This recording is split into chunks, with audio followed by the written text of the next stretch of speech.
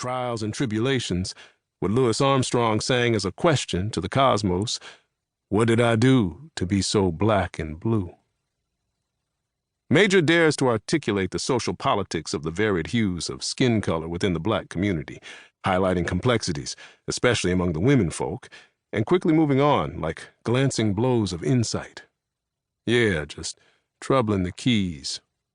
The storyteller is praised in Dirty Bird Blues, and Major skillfully practices what his characters preach.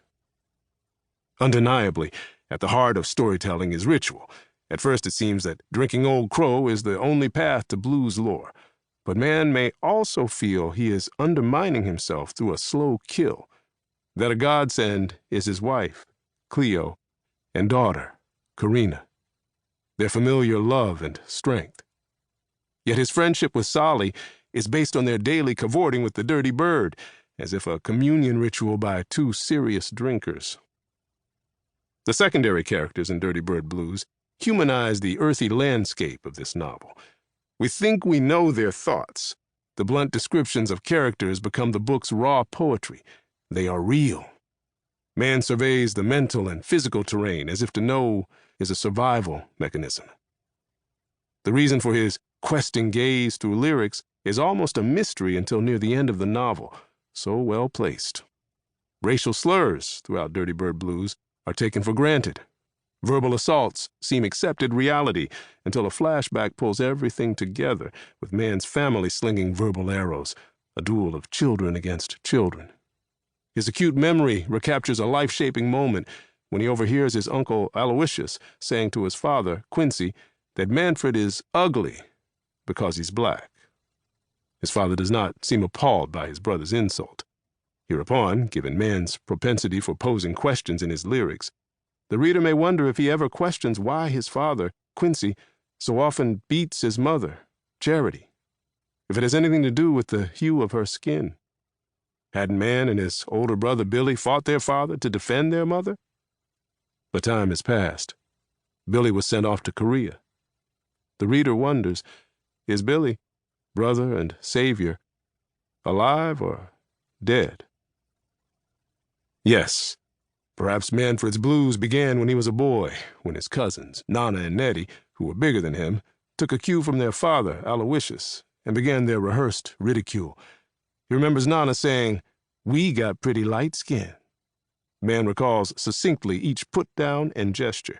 Is this the beginning of his existential loneliness? His indelible memory would be a mind jail if he didn't own a blues harmonica and a beautiful, strong voice. Man is an artist. James Baldwin speaks about feeling condemned as a writer, as if cursed to traverse the 9 rings of Hades. But Major's character, Man, knows his pursuit of the blues, as if a sacred hymn, is not a duty, but a calling.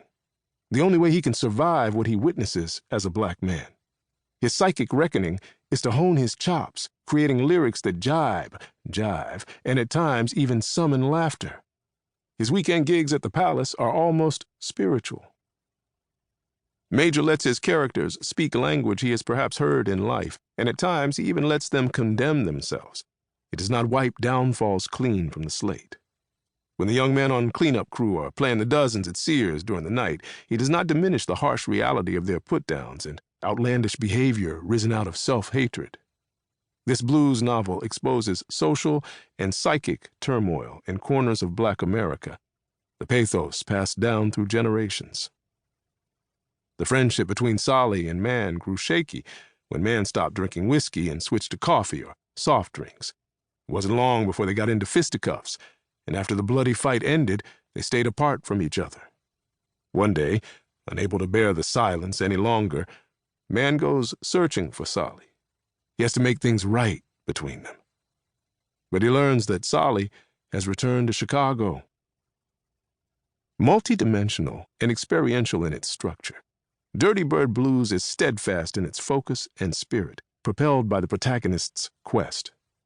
Man isn't merely a bluesman, but he is an artist, always engaged, like a John Coltrane, not satisfied with the mere fingering of the elemental strings of his existence, but determined to see into the mystery of his being, as well as gaze up at the everyday sky or